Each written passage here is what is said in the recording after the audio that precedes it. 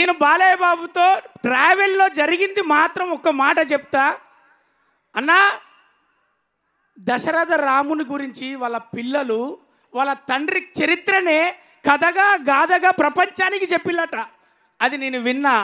ఆ తారక రామునికి కొడుకుగా పుట్టి 24 గంటలు ఆ తండ్రిని గురువుగా దైవంగా భావించి ఆయన అడుగుజాడలో నడుస్తూ నటనను అందిపుచ్చుకొని ఒక నటుడిగా అదే రకంగా ప్రపంచానికి నేనేదన్నా చెయ్యాలి అని రాజకీయంలోకి వచ్చి 3 సార్లు ఎమ్మెల్యేగా నందమూరి తారక రాముడు అన్నం తినే ముందు అరే ప్రతి కడుపు నేను ఏదో రకంగా నింపాలని 2 రూపాయలకే కిలో బియ్యం అందించి నేను ఎవరు ఆకలిగా ఉండద్దు అని ఆ రోజు ఆయన నిర్ణయం తీసుకుంటే ఎంతో కాస్ట్లీ విలువైన వైద్యాన్ని బసవ తారకమ్మ పేరు మీద క్యాన్సర్ ఇన్స్టిట్యూషన్ పెట్టి అతి చౌకదారులకు ఎంతమందికి అందితే అంతమందికి, ఎంతమందికి వీలైతే అంతమందికి సేవ చేద్దాం.